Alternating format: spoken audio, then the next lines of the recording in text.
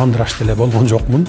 Баягы менин аркаман куугунтук түшүп, 570 машинелерин айдап чыгып кеткен, сейфтерин көтөрүп чыгып кеткен, өзлөрүн заложник кылып алып туруп, анан кийин 2010-жылы таза шайлоо болгон, кармап туруп камагыла. Аны ойлоно элекмин. Bir abmenkada иштеген bir байкуштун акчасы болгон. Мына Кудай төбөбүздө карап турат. Бир тыйын кайдан келип, кайда кеткенин мен өзүм билем. Бардыгын тең жазага тартабыз. Биринчи Акаевчу болду, Бакиевчу болду, Отунбаевачу болду, Атамбаевчу болду, Жээнбековчу болду, Жапаровчу болуп кетиши мүмкүн. Жасаган иштерим үчүн эч качан өкүнбөйм. Биз бардык жагына универсалбыз. Деги эле Матраимовду жеке тааныйсызбы? Көк чай бер деп койсоңор. Сизден сурагым келет. Көлбаевди тааныйсызбы, жокпу? Анда сиз ажыдар болуп кетпейсизби?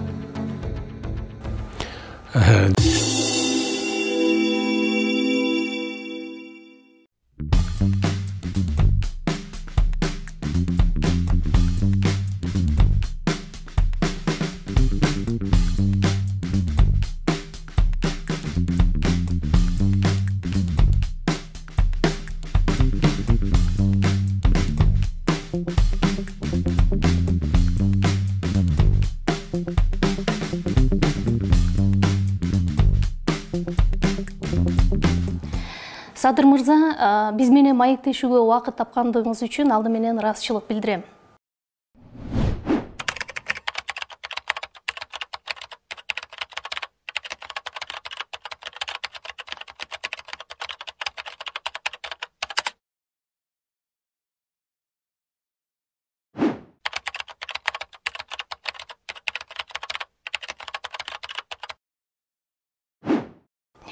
Мына сиз президенттикке талапкер катары расмий түрдө катталдыңыз, күбөлүгүңүздү колуңузга алдыңыз дегендей, куттуктайм.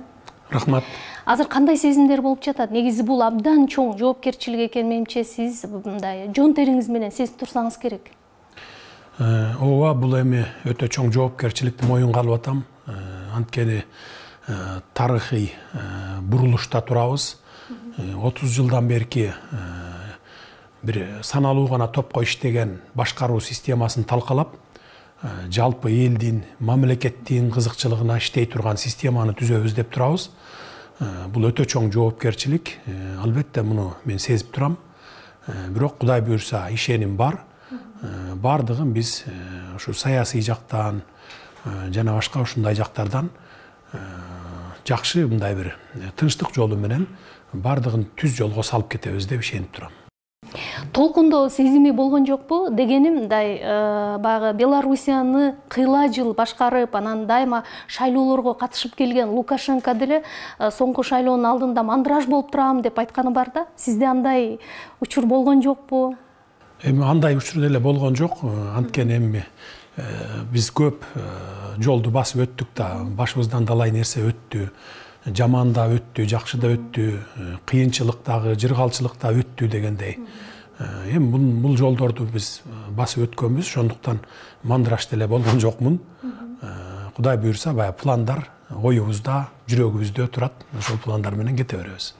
Сиздин жакындарыңыз, баягы коомчулук сиз менен жолуга калганда көп сурашса керек, дегеле президенттикке талапкер болом деген ой сизде болду беле? Негизи мүмкүн түшүңүзгө киртип эле дегендей.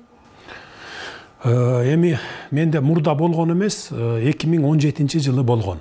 Мен ошол үчүн чет өлкөдө жүрүп, 3 жыл, 4 жыл чет өлкөдө жашап жүрбөдүмбү? Үй бүлөм менен 2013-жылы чыгып кеткем. Анткени баягы менин аркаман куугунтук түшүп, бир туугандарымды, бүт жакындарымдын баарын куугунтуктап, камайбыз, кайрадан камайбыз дегенге чейин барбады. Баягы 2012-жылы камалып, 2013-жылы чыгып, чыккандан кийин баягы эсиңиздерде болсо керек, Юпигейт деген бир гейтин уюштурушуп, атайлап ушундай кайра аракеттер болгон да. Ал кезде көп саясатчыларга колдонулган ыкма болчу. Ошондой ыкма болчу. Анан мага дагы баягы биринчи жана улуттук коопсуздук кызматынын СИЗОсунан чыккандан кийин муну кайра камаш керек, анткени бул бизди иштетпейт деп бир Атамбаевдин ушундай бир арам ой болгон да.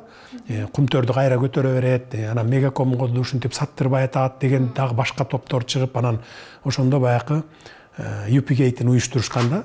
Анан ошондо бир туугандарым, ата-энем анда көзү тирүү, анан суранды, ушу сен тынч эле туруп, андан көрө чет өлкөгө чыгып кет деп, ушу мага бийлик тараптан да айттырышты. Анан ошондо чет өлкөгө чыгып бир 4 жыл жашап калдым Европада. Анан 2017-жылы мен шайлоого катышам, президенттик шайлоого катышайын деген ниет менен келгем. мен алдында күткөн эмесмин. Мен өзүмдү, бир туугандарымды, бала чакамды бүт баарын камап коет деп күткөн эмесмин. Бирок тилекке каршы ошондо баарыбызды камады. Бала чакам, бир туугандарым 6 ай жатып чыкты. А мен болсом мына кечө 3,5 жылдан кийин камактан чыктым мына. Ошондо 2017-жылы ниетим болгон президенттик шайлоого катышам деген. Сиз саясатка аралашканы көп эле шайлоолорду башыңыздан өткөрүп атасыз, же ага күбө болуп атасыз дегендейчи. Бизде калыс, таза шайлоолор өткөн жок деп Кыргызстанда биометрикалык система кирди. Мына эми болсо шайлоого талапкер катары өзүңүз катышып атасыз. Ошол мындан 5 жыл мурунку шайлоолор менен бүгүнкү шайлоонун айырмасы болобу, жокпу? Айырмасы өтө чоң. 2010-жылы таза шайлоо болгон. Анткени 2010-жылы революция болбодубу? Ошондон кийин таза шайлоо өткөрөлү деп таза шайлоо өткөрүшкөн. Баягы эл дагы ошо таза шайлоо өткөрүүгө өзү дагы мындай муктаж болчу. Анда биз Ата журт партиясынын республикалык штабын жетектедим белем. Биз биринчи орунду алганбыз, эсиңизде болсо керек, 28 орун менен. Андан кийин 2015-жылы шайлоолор бузулду. Биометрикалык шайлоо менен шайлоо өткөрөбүз дегени менен баягы элдин добушун сатып алуулар болуп кетти да.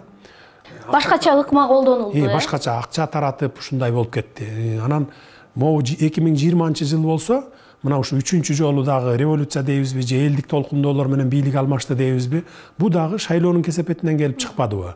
Бу дагы ошол шайлоолорду сатып алуу, жанагындай форма 2-ни ойлоп чыгып туруп, анан бир айылдан экинчи айылга ташып барып добуш бердирүүнүн кесепетинен келип чыкты да.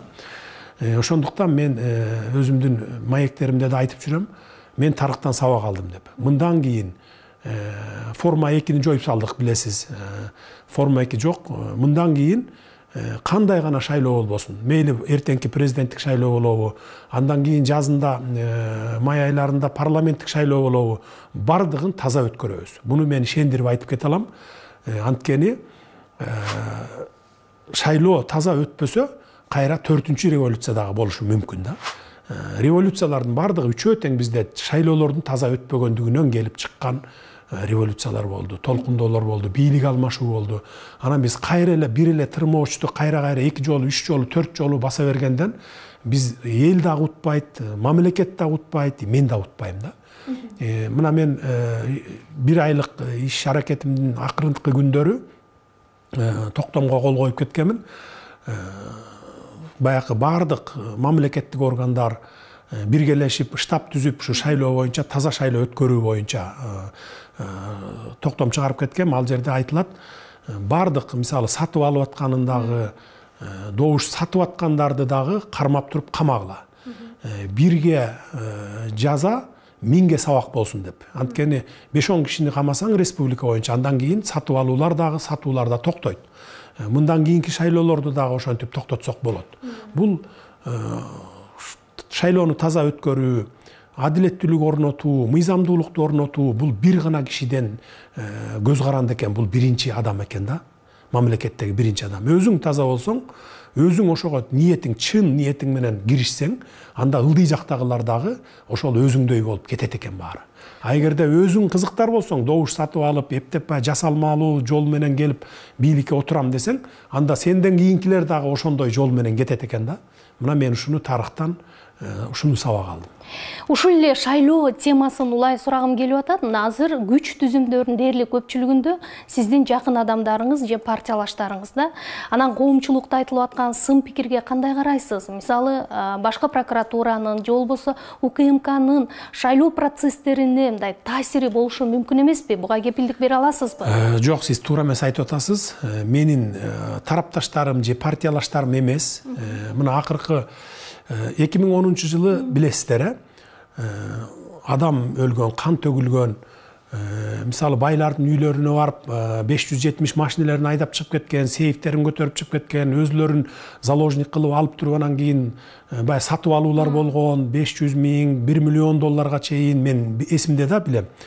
А биз 2010-жылдан катасын кайталабайлы деп, мына ошол биринчи чыккан күнүмөн баштап акыбалды колго алып, ошондой болуп кетпесин деп, мына болушунча күч аракетибизди жумшадык.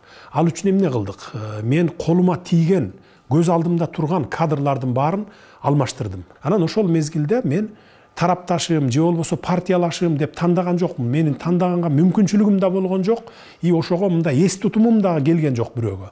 Көз алдыма келген кадрларды баарын тең алып барып туруп, алмаштырып коюп, ошондой 2010 жылдагыдай кан төгүлүү болуп кетпесин, банктардан акчаларды чыгарып кетпесин, башаламандык болбосун, мародерчулук болбосун, жанагындай үйлөргө барып талап тоноочулук болбосун деп иш аракетти кылып туруп, анан ошол кадрларды койдум. Мына бүгүнкү кадрлар. Бирок булар бүгүн убактылуу гана кадрлар. Эртең президенттик шайлоодон кийин бардыгы кайрадан жаңырат. Биз ошого мына ошондой баягы оперативдүү чараларды колдонуп, ошол тынчтыкты сактап калдык. Бирөөнүн чекесине чертилген жок, бир айнек сындырылган жок. Бул биздин менин эле эмес, бүтүндөй кыргыз элинин, бүтүндөй мамлекетинин чоң жетишкендиги болду. Мына бүгүн сиз менен ушу татынакай ушундай маек куруп отурабыз. Эгерде биз ошондо ситуацияны колго албай, билгениңерди кылгыла ар ким десе дей турган болсок, анда такыр бүгүн башкача жашоо болуп кетиши мүмкүн эле да. Бул оюңузду дагы улап сурайм, бирок ага чейин айтсаңыз, мына эми президенттикке талапкерсиз, эгерде жеңиш сизде болуп утуп калсаңыз, эң биринчи ишти эмнеден баштайсыз? Кайсы реформаны алдыга жылдырасыз? Кудай буюрса, президенттик шайлоо бүткөндөн кийин, президенттик шайлоо менен кошо референдум өткөн атпайбы? Парламенттик башкарууну тандайсыңарбы же президенттик башкарууну тандайсыңарбы деп. Ошого жараша конституциянын долбоору даярдалат.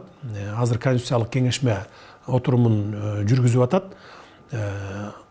Ошо элдин оюн билели деп биз ушундай кадамга бардык да. Биринчи эл менен эсептешели деп. Көпчүлүк кайсыл системаны тандап алса, биз ошол система менен баш мыйзамды жазабыз. Баш мыйзам мурдакыдай бир кишинин же бир топтун кызыкчылыгын көздөгөн баш мыйзам болбойт. Бул жалпы элдин, мамлекеттин келечегин аныктаган, ошол жалпы элдин кызыкчылыгын көздөгөн баш мыйзам болот. Мейли кийин 5-10 жылдан кийин ким келбесин бийлик башына, бул система ошол бийлик башындагы адамды түз жолго салып, мындайча айтканда баягы уктап жатып албай, же болбосо баягы мына мен келдим, болду 5 жыл, 10 жыл жыргап алайын деп эмес, куйругун бурап иштей турган система болот да. Ошондой системаны түзүп атабыз. Кудай буюрса, ошол парламент президенттик шайлоо аман эсен өтүп кетсе, референдум өтсө, андан кийин анан конституциялык реформа болот.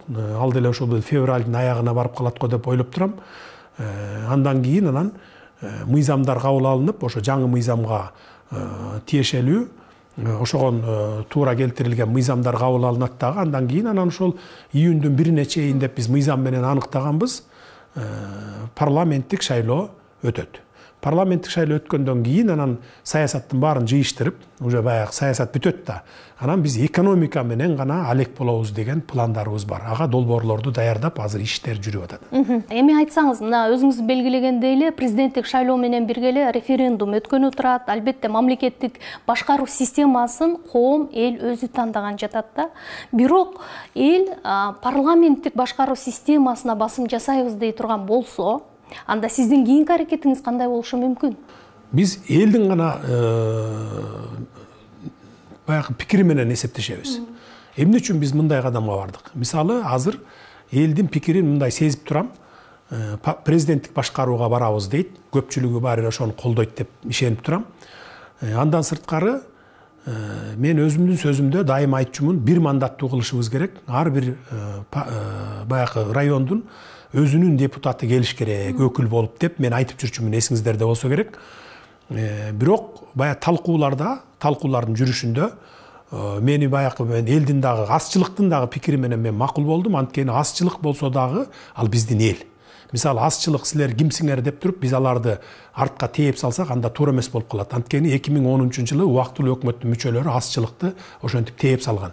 Мына биз революция жасадык деп ал убакталар фаворит болуп турган, анан кийин баягы азчылыктын ой пикирин уккусу да келген эмес. Бул жолу биз азчылык болсо да аларды угалы деп атабыз. Анткени бир мандаттуу округтан кылып салсак, анда жаштар анан аялдар парламентке келе албай калат деген пикирлерин айтып атышат да. Анткени 2005-жылы мен биринчи жолу бир мандаттуу округтан депутат болуп келгем. Ошондо чындыгында аялдар келбей калган.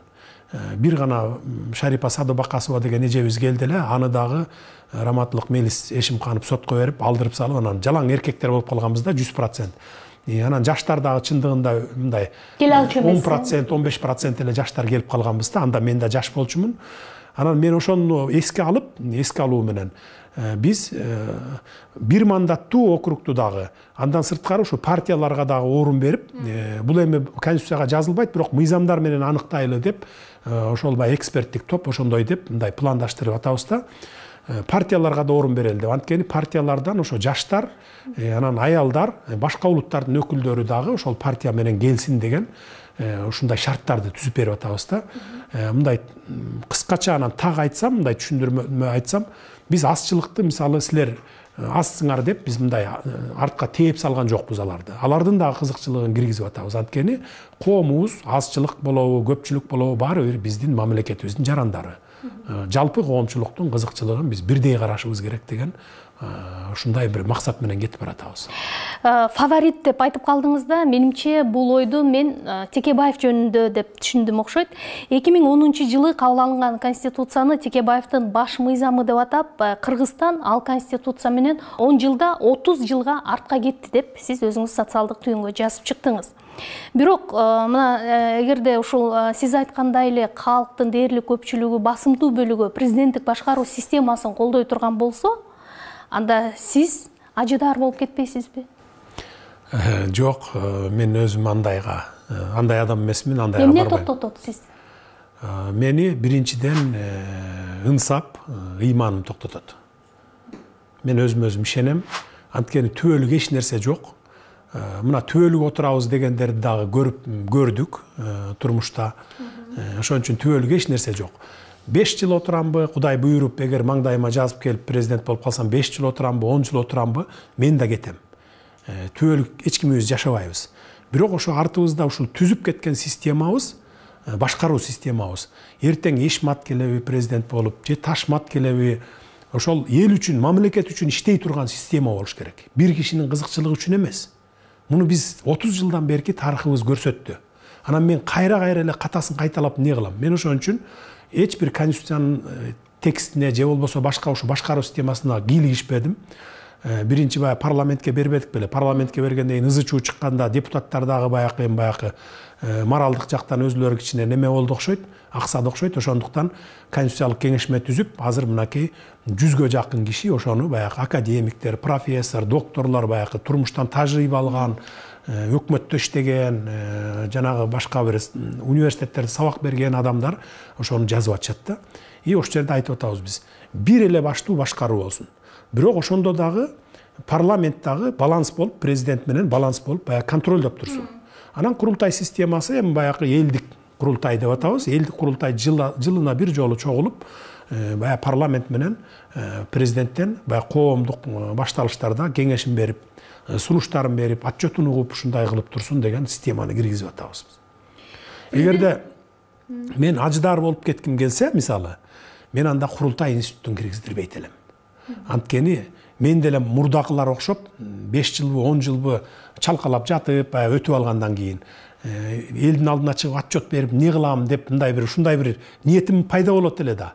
А бул жерден курултай келип чогулуп турса, жылда мисалы эл бардык региондордон, айылдардан келип чогулуп анан турса, сен отчет берип жылда ушинтип турганды мисалы көпчүлүк президенттер, мурдакы президенттер деле каалаган эмес да. 30 жылда бирөө бир жолу отчет берип, элдин алдына чыгып отчет берген эмес да.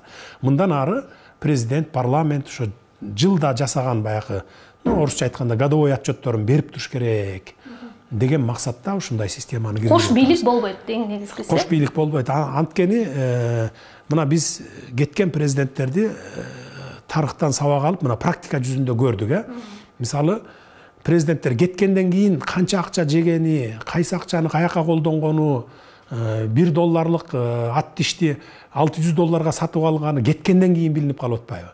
А бул мында болсо, могу жаңы кирип аткан системада болсо, жыл сайын сен отчетуңду берип турасың да. Мисалы, бюджетиң канча болду, республикалык бюджет, канчасын каяка колдондуң, баягы сырттан канча каражат келди, канчасы грант, канчасы кредит, анан канчасын кайсыл тармакка колдондуң, мисалы канча бир буюмду канчага сатып алдың деген сыяктуу жылда сен отчет берсең, ал элге көрүнүп турат да.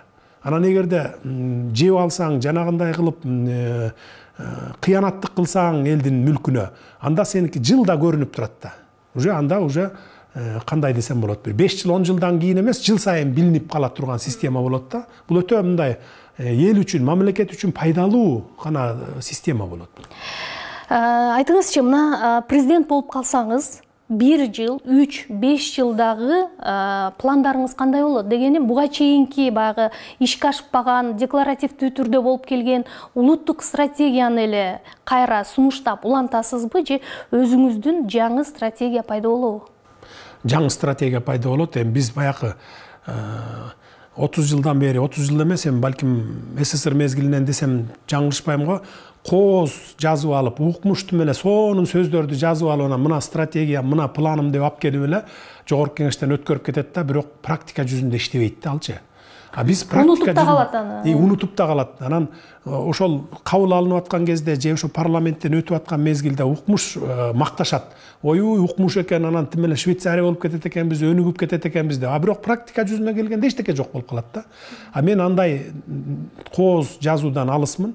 Жүрөгүмдө турган, практика жүзүндө ишке аша турган пландарыбыз бар, андай стратегияларыбыз бар. Кудай буйрса, могу саясий окуялардын баардыгын бүтүрөлү, андан кийин экономикага келгенде биз алып чыгабыз баарын. Иштей турган программаларды алып чыгабыз, долбоорлордон 2-3 чоң долбоорду азыр даярдап атабыз. Кудай буйрса ишке ашат. Бир 2 жыл, 3 жылдын ичинде кризистен чыгып кеткенге мүмкүнчүлүгүбүз бар. Мисалы, сырткы карыздарыбызды биринчи 5 жылдыкта эле өзүбүздүн ресурстар менен колдонуп, өзүбүздүн эле ресурстар менен кутулуп кетчү мүмкүнчүлүктөрүбүз бар экен. Жөн гана чечкиндүү кадамдарга барыш керек экен, анан күнү түнү дебей иштеш керек экен, мамлекеттик структураларды куйругун бурап иштетиш керек экен. Болду, башка эч кандай деле бир мындай бир оорчулук эч нерсе жок экен. Ушул эле оюңузду улай сурагым келет да, мына тышкы карыз деп калбадыңызбы? Азыр экономикалык амнистия маселесин сиз көтөрүп киргиздиңиз. Бул коомдо албетте жакшы кабыл алынып жатат. Бирок сиз жакшы билесиз да, бул маселе менен эле экономика багы бюджеттин тешигин толтуруу такыр мүмкүн эмес да. Ошондуктан сиз президент болуп калсаңыз, кайсы бир улуттук долбоорлорду сунуштайсыз?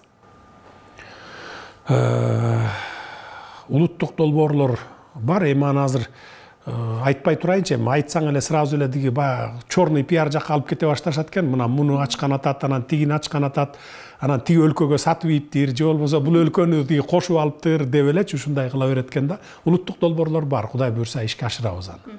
Иш жүзүндө көргөзөбүз кийин, сөз жүзүндө эмес. Анда айтыңызчы, Кыргызстан бүгүн коңшу мамлекеттерге салыштырмалуу экономикалык жактан аябай чама-чаркыбыз чектелүү болуп турган учурда, бул баягы мамлекет башчынын чабалдыгына байланыштуубу же башка себеби барбы? Бул андай десем да болот, бирок көбүнчөсү биздин өкмөттө, президентте, жогорку кеңеште ошо бюрократиялык элементтердин келип чыгышынан ушундай бир токтоп калган экен да. Анткени мен ушул акыркы 1 айдын ичинде баарын көрдүм. 3 жылдап бир эле кол кое турган документтер басылып жаткан фактылары болуптур. Ошолорду көтөрүп чыктык, аларга кол коюп бердик. Андан сырткары ошол, кыскасы ошо бири-бирине эле мындай айлампа, жана 3 баштуу бийлик болгондугу үчүн бири-бирине эле айлампа болуп жүрө берет экен. Бир маселени чечиш үчүн үчөө менен макулдашыш керек экен, ага айлап жылдап убакыттар кетет экен. Убакыт күтпөйт экен да, баягы бири-бири менен макулдашып алгыча чейин деп. Анан жоопкерчиликти эч ким алгысы келбейт экен. Мына ушунун кесепетинен биз кошуна өлкөлөрдөн, керек болсо баягы граждандык согуш болгон өлкөлөрдөн дагы артта калып калганыбыздын кесепети ушул экен. Биз азыр жаңы системаны түзсөк, Кудай буйрса, бул бюрократияны жок кылабыз. Түп тамырынан жок кылып, оперативдүү түрдө эң орчундуу маселе болсо гана 1 жуманын ичинде, болбосо керек болсо 1 күн 2 күндүн ичинде макулдашылып чечиле турган, оперативдүү чечиле турган системаны түзөбүз. Адамдарды эмес, бул жерде сиз системаны оңдойсуз, Системаны оңдойбуз, Системаны оңдосок адамдар өзүлөрү оңдолот. Адамдарды албетте баягы жаңы система түзүлгөндөн кийин баардыгы кайрадан баягы конкурс менен, тандоолор менен өтөт. Мамлекеттик структураларга баягы ар бир министрликке өзүнүн адистиги менен конкурстар аркылуу тандоолор аркылуу алып келебиз. Система жакшы иштесе, адамдар ошо системаны адамдар иштетет да. Садыр мырза, соңку жылдары кумтөр бул экономикалык маселеден саясий маселеге өтүп кетти да. Анан кумтөрдүн чечилишин сиздин ысымыңыз менен байланыштырып коомчулук көпкө күтүп жүрдү. Сиз эми анын аягына качан чекит койчудайсыз? Кумтөр эми бир күндө эле чечиле калчу нерсе эмес. Бул эми баягы саясий маселеге айланып кетти деп атпайбы? Саясий маселеге айланткандар башкалар болду. Мен саясий маселеге айлантпайт элем муну. 2012-жылы алып чыкканда жогорку кеңешке саясий маселе катары алып чыккан эмес, муну экономикалык маселе катары алып чыккам. Кыргыз элинин, мамлекетинин пайдасына иштеш керек деп. Анан кумтөрдү баягы айтып атышпайбы? Келе калып мурда алам деп жүрдү эле, анан кайра албай калды, антти минтти деген. Кумтөрдү бир күндө эле барып туруп алып койчу маселе эмес. Муну караш керек, текшериш керек. 2012-жылы мен күнү түнү дебей иштеп, 4 айда текшерип бүткөнмүн. Анан бүгүн келе калып эле мен барып туруп кумтөрдү алам, анан тиги бу деген мен үчүн туура эмес да. Мен үчүн эмес, жеке эле мамлекет үчүн туура эмес. Ар бир ишти жасаганда жети өлчөп бир кесишибиз керек. Ошондуктан көрөлү, текшерели, бүгүнкү күндө акыбалы кандай, канча запас бар, экономикалык абалы кандай, экологиялык абалы кандай, ошонун баарын текшерип көрүп туруп, анан чечим кабыл алабыз. Кумтөр, Кудай буюрса, Кыргыз мамлекетинин, Кыргыз элинин пайдасына иштейт. Буга кичине убакыт бериш керек да, анан туруп эле сындап, анан эле минтип айтты, тигинтип айтты деп эле диге кара пиар уюштуруп жатып калган туура эмес деп ойлойм да. Анткени мисалы бала төрөлгөндө деле төрөлө калып чуркап кетпейт да, 9 айда басат. 9 ай, 10 ай дегенде, 1 жыл дегенде басат кээ бирөө. Анан эми биз азыр бүгүн келе калсак эле анан эртең эле сындап баштаган туура эмес да. Кичине убакыт берип, анан убакыт өткөндөн кийин анан сындаса, туура эмес иш кылсак, анда сындаса, анда бир жөн болот эле да. Алдыдагы конституциялык реформа, президенттик, парламенттик шайлоолор, анан жергиликтүү кеңештин шайлоолору дагы бар да. Ушул боюнча сизде жол картаңыз барбы? Болсо айтсаңыз, жакынкы келечекте бизде эмнелер күтүп турат? Жакынкы келечекте эми 1-июнга чейин бардык эле шайлоолорду бүтүрөбүз, Кудай буюрса. Жергиликтүү шайлоолор да өз убагында өтөт. Агандагы ошол жардам берип аткан донорлор бар. Мисалы ушу шайлоолор боюнча, шайлоолорду өткөрүү боюнча Россия жардам беребиз деп атат. Акча каражат жагынан эми ал биздин бюджеттен кете турган акча да негизи. Бирок алар жактан дагы ушу жардамдар болот деп убада беришкен, бирок мен бүгүнкү күн маалыматым жок. Канчалык деңгээлде берди же бере эле экен. Аны Борбордук шайлоо комиссиясы билет го. Кудай буюрса, ошо жол картасы эми айтып өтпөдүмбү баягы. Биринчи азыр президенттик шайлоо менен референдум болсо, андан кийин кайра референдум болуп конституцияны кабыл алсак, андан кийин жогорку кеңеш бизге ошол конституцияга ылайык келген мыйзамдарды кабыл алып берсе, андан кийин парламенттик шайлоо болсо 1-июнга чейин. Жергиликтүү шайлоолор болсо, мен жаңылышпасам апрель айларында өтөт болуш керек. Ал дагы өз убагы менен өтөт. Бири-бирине аралаштырбай баягы ирет-ирети менен өткөрүп алабыз. Эгерде президент болуп калсаңыз, президент катары эң биринчи мамлекеттик сапарыңызды кайсы өлкөдөн баштагыңыз келет? Аны ойлоно элекмин. Аны биринчи президенттик шайлоону өткөрүп болуп алалы, андан кийин анан ойлойбуз. Анда айтыңызчы, Кыргызстандын улуттук идеясы кандай болушу керек? Эмнеден турушу керек? Улуттук идея эми бизде биринчи кезекте билимге, анан маданиятыбызга көңүл бурушубуз керек. Ошо билим анан маданиятыбыз аркылуу, өзүбүздүн тарыхыбыз аркылуу ошо идеологияларды жүргүзүшүбүз керек да. Биз ошондо гана анан жетише алабыз идеологияга. Бүгүнкү күндө сиз баягы саясий жагдайдагы маселелерге келе турган болсок, саясатчылардын ичинен кимди өтө күчтүү атаандаш катары эсептейсиз? Деги эле баягы саясий оппоненттериңиздин арасында андай адамдар барбы, жокпу? Кыргызда жакшы сөз бар го, кыргыздын уучубуз кур эмес дегендейчи. Бардык эле атаандаштарым күчтүү, бардыгын тең сыйлайм, бардыгы тең кыргыздын мен деген жигиттери, бүт баары тең эле күчтүү деп эсептейм, баары тең эле. Кыргызстан демократиялык нукта өнүгүп жаткан өлкө, биз плюрализм сакталган өлкө, биз ошондой ой пикирлердин плюрализмин баалайбыз деп келебиз да. Бирок атаандаштарыңыздын айрым бир жаранды коомдогу өкүлдөрдүн сиз тууралуу пикирлерине жооп бербей койгону сиз туура эмес деп эсептейсизби? жооп бербей коюу туура эмес, эми жооп бериш керек. Мен эми кээ бир анда-санда учурларда жооп берип эле атам. Эми биз баягы асманга учуп кеткен жокпуз да, баарыбыз эле жерде жүрөбүз. Маалымат келип атат. Баягы туура эмес жолго буруп, ушундай баягы туура эмес маалыматтарды таратып элге. Анан кийин баягы башкаруу системасынан же болбосо саясаттан көп түшүнүгү жок жаштарды топтоп алып ушундай башка жолго буруп кетип аткан мезгилдерде жооп берип коюп турган это туура эле маселе. Жооп беребиз. Айрым талапкерлер жөнүндө сурагым келип атат. Тактап айтканда, Абдил Сегизбаев сизден дареке сын айтып, анан дебатка чакырды да. Эгерде кайсы бир массалык маалымат каражаты ошондой дебаттык аянтча түзүп берип сизди чакырса, барып катышат белеңиз? Эми дебатка эгерде мындай темасы болсо, темасы туура болсо, анан жөн эле мындай бир ушак айтышыш үчүн чакырса, мен барыштын кереги жок. Анткени эгерде саясий жактан болсо, же болбосо экономикалык жактан кандай өнүгөбүз деген темада чакырса, барса болот. Анан барып алып эле баягы илгерки эле баягы ушак сүйлөп отургандын кереги жок да. Мен андайды көп жактыра бербейм да. Сен минткенсиң, анан сен тигинткенсиң, анан мурда кайда жүрдүң эле, анан мурда минтип койбойт белең деген сөздөрдү мен көп жактыра бербейм да. Андан көрө баягы мындай бир диалог болсо, же болбосо ошондой дебатка чакырса, кантип бүгүнкү кырдаалдан чыгабыз. Сиз сурап аткан жана жол карта жөнүндө пландар келечектеги ушундай болгон болсо, анан барса болот эле. Анан жөн эле мурда кайда жүрдүң эле деп чакырып алганда да барганда ал убакыттын коротуштун кереги жок. Эми дагы эле коомчулукта көп мындай кызыгууну жараткан жагдайлар жөнүндө сурагым келип атат. Бул Матраимовдор маселеси.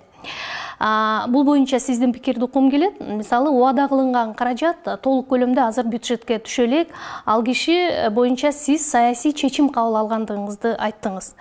Ал азыр болсо коомчулукта Матраимовдор ушул Садыр Жапаровдун штабын каржылап атат экен деген дагы пикирлер айтылып атат. Муну сиздин саясий оппоненттериңиз көбүрөөк айтып жатышат көрүнөт. Деги эле Матраимовду жеке тааныйсызбы? Качандыр бир кезде жолуңуз кайчылашып жолуктуңуз беле? Бул эми кара пиар. Матраимов боюнча иш жүрүп атат. Улуттук коопсуздук кызматы баягы тергөө иштерин жүргүзүп атат. Баягы азаттык берген 700 миллион боюнча дагы тергелип атат. Тергөөнүн жыйынтыгы менен чечимдер кабыл алынат. Анан эми Матраимовдор каржылап атыптыр дегендей бир карандай калп. Убагында 2010 жылдан бери бизди мисалы Ата журт партиясын, андан кийин мени, Ташиев экөөбүздү Бакиевтерге деле чаптап келатпайбы? Бакиевтер бербейиптир акча, анан кийин ошолор каржылап атыптыр, анан реванш кылат экен, анан ушинтет экен деп. Мына 2010 жылы бир түрктүн акчасын ушу Ак жол постунан кармап алып, Бакиевтер бербейиптир Ата журтка деп аябай пиарт этишкен. Ал бир түрк, бир обменкада иштеген бир байкуштун акчасы болгон. Ошо бойдон аны СДПКнын шайлоосуна колдонуп жеп кетишкен. Мына бүгүнкү күнгө чейин бере элек аны дагы. Мына ал биздин акча эмес, Бакиевдин акчасы эмес.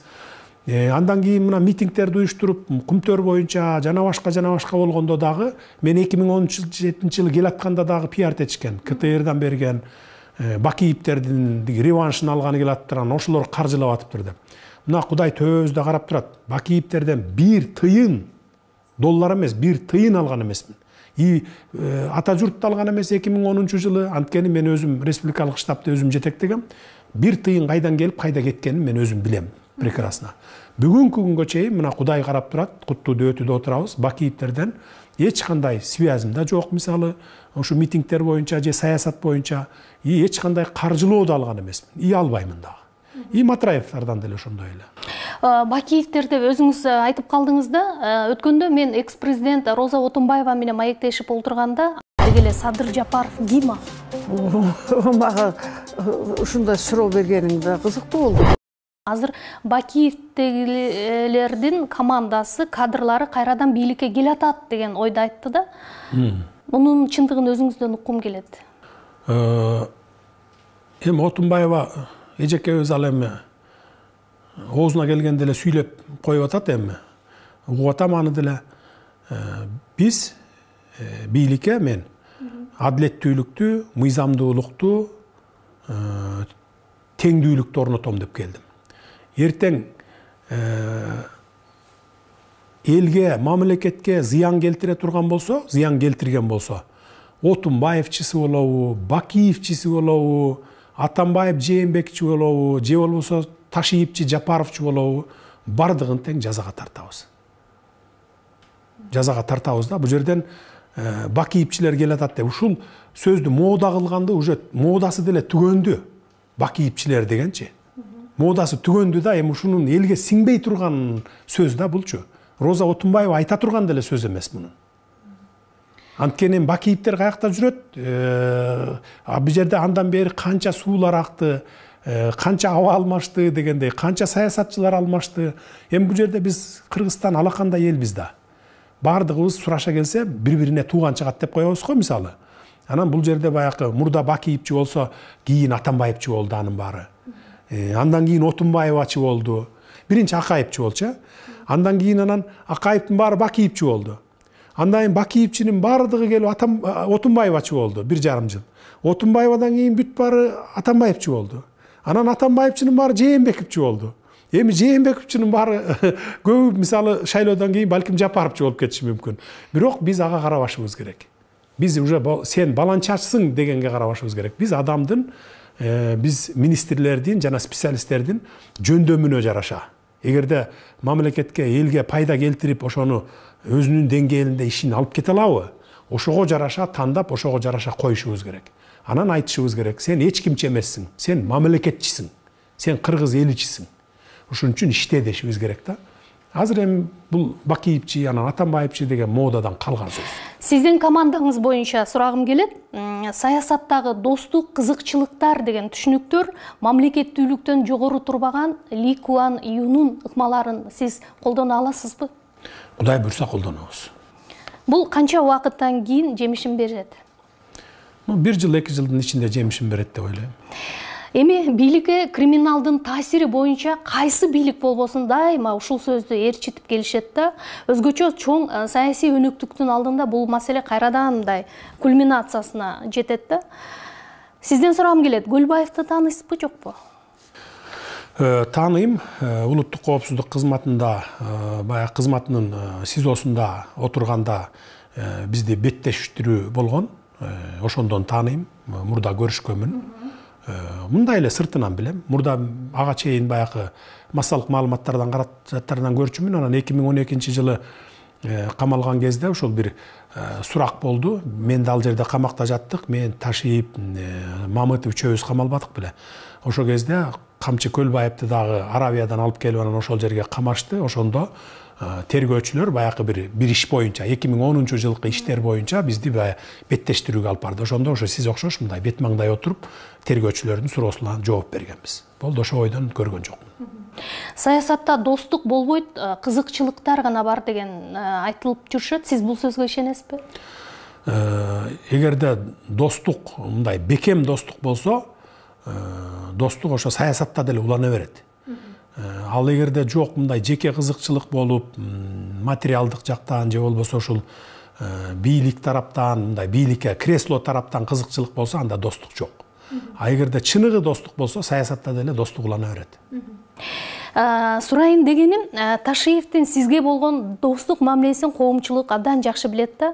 Ташиев мырза менен маектешип олтурганда, анда сиз абак делеңиз, сиз жөнүндө айтып жатып, көзүнөн жаш чыгып ыйлап ийген учуру дагы болгон эле да.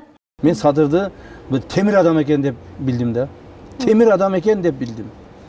Мен көтөрө албайт элем. Кудайга тооба кылдым, мен көтөрө албайт элем. Себеби Садыр темир экен да. Ушунчалык кээде оюм келип кетет, Садырдын ордуна барып отуруп тур десе, отура алар белем депчи. Мен ушуга деле макул болот элем. Азыр эми убакыт өтүп жатат, анан саясатта оппоненттериңиз тарабынан эки мырзанын ортосунда ажырым кетиптир деген дагы пикирлер айтыла баштады. Деги эле саясий, мамлекеттик маселелерде дайыма эле консенсуска келүү оор болсо керек. Ташиев менен биз 2005 жылы бир мандаттуу округтардан депутат болуп келгенде таанышып, чогуу иштешип калганбыз. Ошол күндөн ушул күнгө чейин биз үй бүлөбүз менен чай ичип катышабыз. Эчен бир суулар акты, кечүүлөрдү кечтик, кыйынчылыктарды бирге көрдүк. Камалып түрмөдө бирге да отурдук.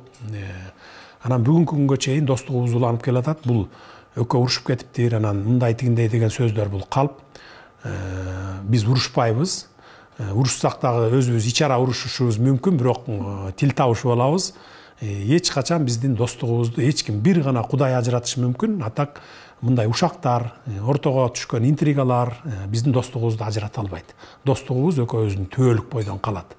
Бул достугубуз биздин экөөбүздүн жеке эле кызыкчылыгыбыз үчүн эмес, биз мамлекетибиздин, элдин кызыкчылыгы үчүн ушу достугубузду колдонобуз деп антташканбыз. Ошо бойдон биздин достугубуз түбөлүк калыш керек. Учурда экономикалык кылмыштар боюнча бир топ коррупциялык иштердин бет ачылууда да, ага мына финансы полициясынын, УКМКнын чыны менен эле кыймылдай баштагандыгы себеп деп жатышат да. Бирок мен сизден сурайын дегеним, УКМКнын алдындагы коррупцияга каршы бул АКС боюнча сурагым келип атат да. Мына Жээнбеков мырза кызматын тапшыраарда бул кызматты жоюп кетти эле. Сиз болсо аны кайрадан уюштурдуңуз. Айрым саясатчылар ошол эле 7-чи чакырылышта мен депутат болуп келем дегендердин эң негизги ураны ушул АКСти жоюш керек деген маселе эле. Бирок бүгүн алар парламентте отурушат, кете элек, алар негедир унчукпай калышты. Мен сиздин так позицияны уккум келет. Бул жерде мындай да, кеп АКС эмес да, мен ошол улуттук коопсуздукту, ички иштер министрин, баш прокурорду, анан жанагы каржы полицияларын койгондон кийин мен бардыгын чогултуп туруп баарын айткан элем. Келгиле мындай кылалы деп. Мен мурдакы президенттер окшоп бир олигархты же болбосо бир бай мекемени, бизнесменди калкалап алып, мен ошолордон бирдеме алып, пайда көрүп, ушундай кылбаймын. Эгерде мамлекетке зыян келтирген болсо, уурдаганы болсо, мейли ким болбосун, адилеттүү, мыйзамдуу негизде төгүп берсин. Силер только бирөөгө иш козгосоңор дагы, бирөөнү камасаңар дагы адилеттүү камагыла, мыйзамдуу камагыла. Биз эми ушул жон терибиз менен сезип өттүк адилетсиздик эмне экенин, мыйзамсыздык эмне экенин. Биз ошону башка бирөөгө көргөзбөйлү, кайталабайлы ошону деп туруп анан кийин койгонмун кызматка. Бүгүнкү күнгө чейин ошол принцибимде турамын. Ал эми АКСти баягы указ менен биринчи туура эмес жоюлуп кеткен, баягы акыркы күнү кетирип атканда жоюлуп кеткен да, бирок кайра эле восстановить этилген ал указ менен. Бирок биз азыр президенттик шайлоодон кийин, реформалардан кийин бардыгын мындай бир структуралар өзгөрөт, ошондо биз карап көрөбүз. Оптимизациядан кийин анан карап көрөбүз да. Атак эми баягы сиздин сурооңузду мен түшүнүп турам, баягы кандай десем, бирөөнү куугунтукташ үчүн же болбосо эптеп эле камап эме кылыш үчүн президенттин колунда күчтүү рычагтары бар, анан бардыгы коркот сүйлөй албайт деген ойлор айтылып келди да. Андай болушу мүмкүн эмес. Эми мисалы бардыгы биз сөз эркиндигин биз толук колдойбуз, коргойбуз.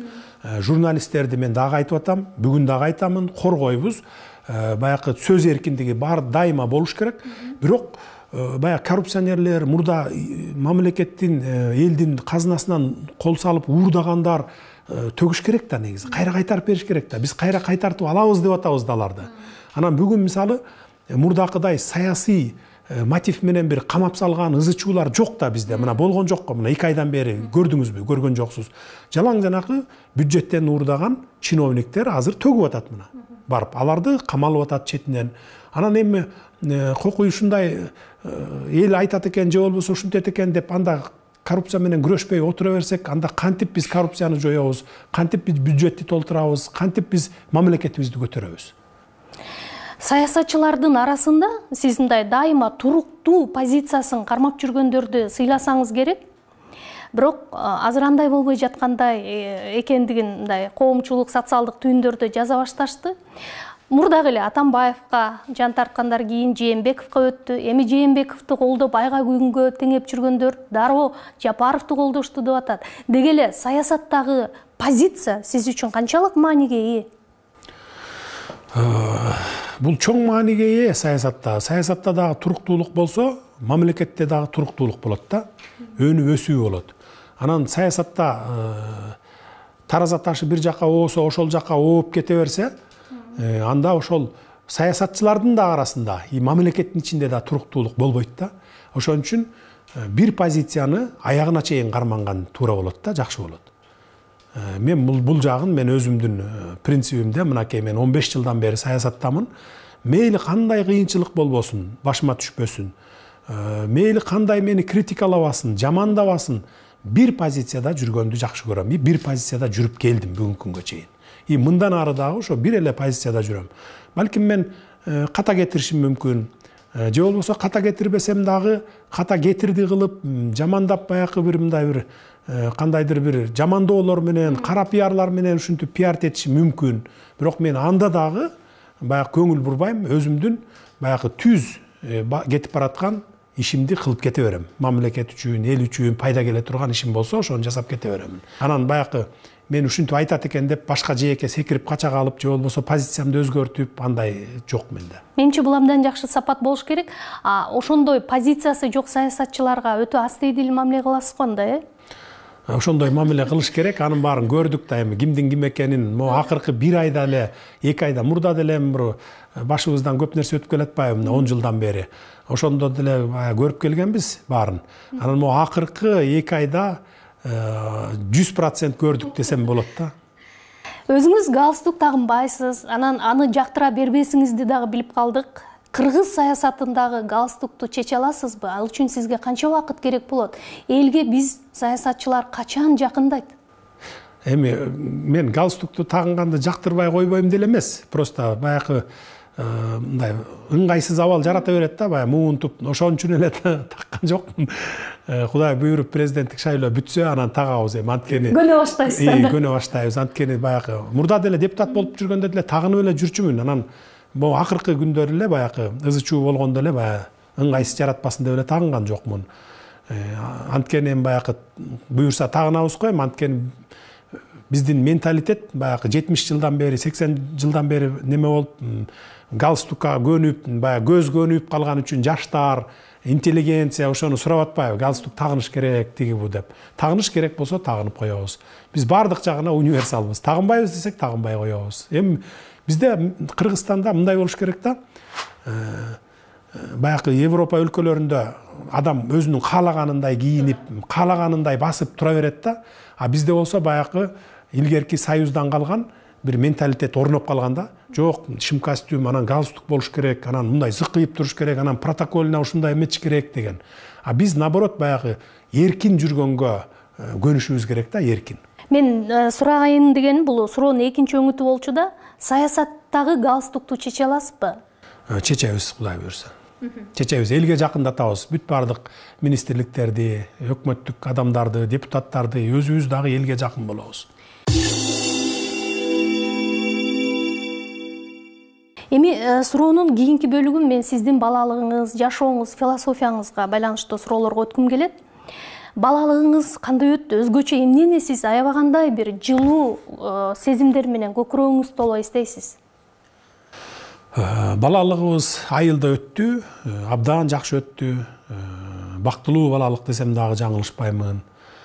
Ал эми эсте калаарлыгы ошол жайлоодо ошол ат менен жүргөн күндөр ошо эсте калат да, аябай көп.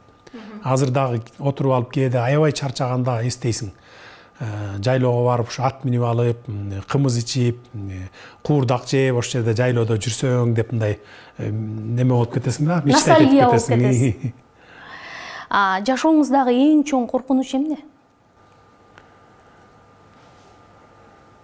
Эң чоң коркунуч бул баягы жоопкерсиздик. Жоопкерсиздик да. Бул үй бүлөдө деле, бул мамлекеттик иште деле, саясат. Бардык жакта турмушта жоопкерсиздик. Жоопкерсиз болсоң эми коркунуч көп ошондон келип чыгат да. Өзүңүздү мындай жолдуу адаммын деп эсептейсизби? Мындай ойлонуп көрүп. Жолдуу адаммын деп эсептейм. Жашооңуздагы багы сиз кабыл алган эң оор татаал чечимдер кайсы болду? Ал кайсы жылдарга туура келет да? Жашыраак кезиңизге же кийинки мына акыркы учурлар болдубу? Эң татаал чечим былтыр баягы улуу уулум дастан каза болгондогу чечим. Анткени мен түрмөдө жаттым. Анан бир туугандар, үй бүлө баягы неме ичи күйөт экен да. Анан баягы кагып кеткен баланы ушу атай кылды деп, бийлик кылды дегендер сөздөр баягы адамдын оюна ар кандай нерселер келет экен да. Ошондо каматыш керек, антыш керек, мынтыш керек дегенде ошондо баарын айтып, бир туугандар менен кеңешип, үй бүлө менен кеңешип, анан арыз жазбагыла, каматпагыла, тийбегиле, деген чечимди кабыл алыш оор болду ушул. Негизи үй бүлөдөгү баардык чечимди жеке өзүңүз кабыл аласызбы же балдарыңызга дагы мындай тең ата болуп чечим кабыл алганды үйрөтөсүзбү? Жок, жеке өзүм кабыл алам чечимди. Анан баарын айтам, мен момундай чечим кабыл алдым деп, ошону угат баары. Жашооңуздачы негизи мындай кайсы бир ишти жасап алып, анан өкүнгөн учурлар көп болобу же андай болгон жокпу? Жок, мен туура эмес иш жасасам өкүнсөм болот эле, бирок ар бир жасаган ишим, мисалы мамлекет үчүн, эл үчүн, жалпы элдин кызыкчылыгы үчүн жасаган иштерим болду, мен эч өкүнбөйм. Ал эми жеке иштериңде албетте кээ бир иштерде өкүнөсүң, туура эмес кылып алдым деп. Бирок баягы саясаттагы келаткан 15 жылдагы жасаган иштерим үчүн эч качан өкүнбөйм, анткени ар бир жасаган ишимди жети өлчөп биргесемин дайыма. Абак эмнени үйрөттү сизге? Абак бул турмуштан сабак алышты үйрөттү. Мен бир чети өкүнсөм, экинчи чети өкүнбөйм деле. Ушуну ошол жерге алып барып, мени алардын дагы жашоо турмушун көргөзгөнү, ичинен көргөзгөнү баягы мага чоң сабак болду да, турмуштан сабак болду. Азыр эми мен баягы аякты көрбөсөм, ал чөйрөдөн менин баягы түшүнүгүм жок болот беле, балким деп ойлойм да. Анткени мен азыр эми саясатта, турмушта, анан ошол криминалдык чөйрөдө дагы мен баардыгын мындай көз алдымда көрүп турам да. Кантип маселени чечсе болот, кантип жойсо болот баягы криминалдык чөйрөлөрдү, кантип стабилдүүлүктү орнотсо болот дегендей баягы баардыгын көрүп билип турам. Турмуштан көп сабак алдык ошол түрмөдөн дагы, анткени баягы мен эле эмес, мыйзамсыз, адилетсиз жаткан ал жерде миңдеген адамдарды көрдүм. Миңдеген баягы тагдыры талкаланган жаш балдарды көрдүм. Анан ошон үчүн баягы өткөндө жана указ менен 230 адамды чыгарбадыкпы? Алардын баардыгы ошол жана майда чүйдө менен же болбосо адилетсиз жаткан адамдар. Ал 230 эле адам эмес, миң деп саналат. Бирок тилекке каршы өткөндө комиссия караганда ошо жанагы ырайым берүү комиссиясы менен жаза аткаруу комитети караганда ошол болушунча эми азыраак чыгарганга аракет кылышыптыр да. Алар баягы орусча айтканда жадничте тишкен да дегендей да. Эми анын баарын ревизия кылабыз, кийин карайбыз дагы. Бүт түрмөлөрдө дагы, бул сыртта эле эмес, элдин жашоосунда эмес, түрмөлөрдүн ичинде дагы биз адилеттүүлүктү орнотобуз. Толук адилеттүүлүктү орнотконго жетишебиз. Буга убакыт керек экен бизге. Эң күчтүү сапатыңыз кайсы? Ишенимдүүлүк, өзүмө өзүм ишенүүчүлүк. Кимге ишениш керек экенин кантип чечесиз? Кимге ишениш керек экенин дароо чечиш кыйын болот экен, анткени баягы аралашып жүрүп убакыт өтөт экен, анан көрөт экенсиң, бул кишини да көрөт экенсиң, тиги кишини да көрөт экенсиң, анан кийин барып бирөөнө токтолот экенсиң. Буга ишенсе болот экен, буга ишенсе болбойт экен. Буга болсо кичине ойлонуп көрүш керек экен деп мындай убакыт менен чечет экенсиң да.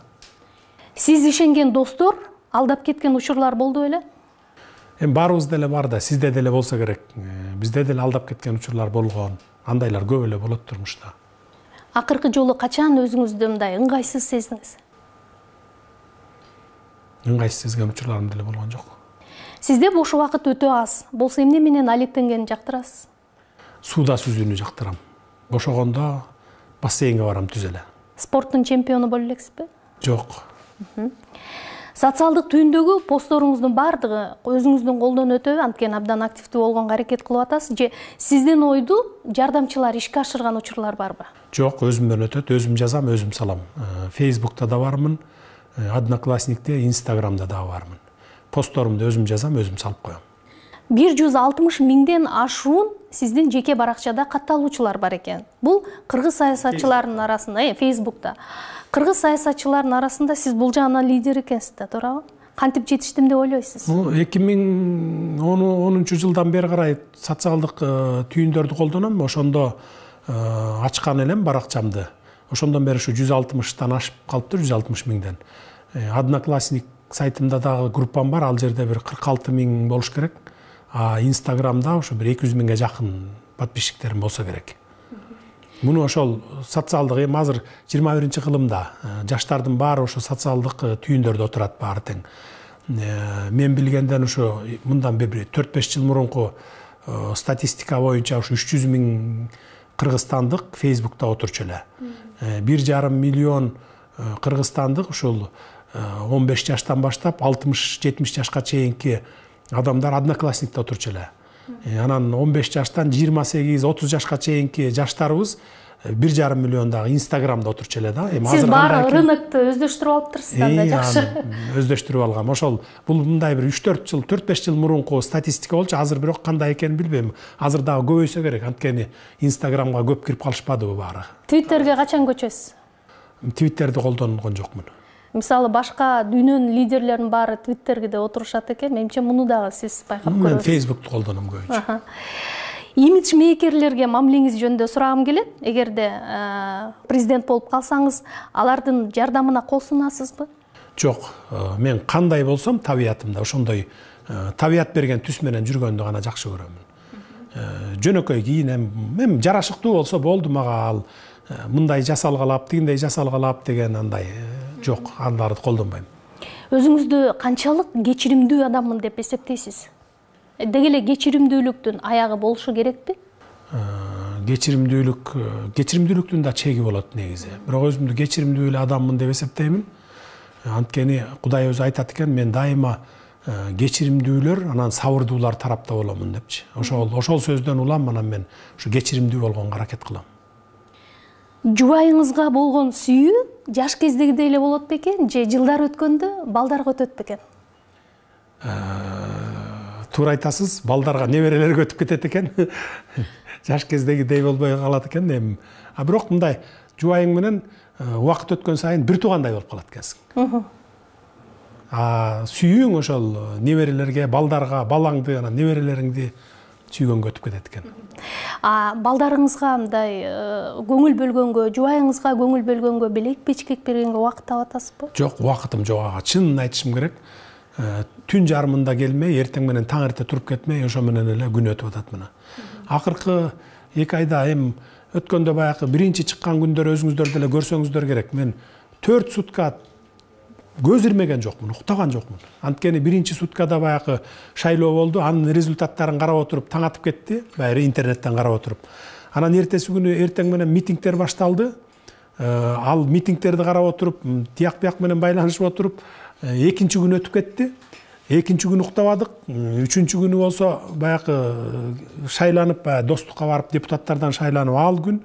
Ошентип отуруп 4 сутка уктабай, андан кийин анан 3 саат, 4 саат эле уктап, мына бүгүнкү күнгө чейин ошол күндөр уланып атат да. Анткени уктап жатып алсаң, эс алып жатып алсаң дагы жумуш токтоп калат экен. Бир зарыл бүтө турган жумуштар болот экен, аны дагы токтоп калбас үчүн ошол күнү түнү дебей иштешке туура келет экен. Ошон үчүн балдарга көңүл бурганга дагы кээде убакыт жок болуп калып атат. Анда ошол кетирген убактыңыз жемиштүү болсун. Сизге ийгилик каалайбыз. Чоң рахмат. Рахмат сиздерге дагы. Сиздерге дагы ийгиликтерди каалайм.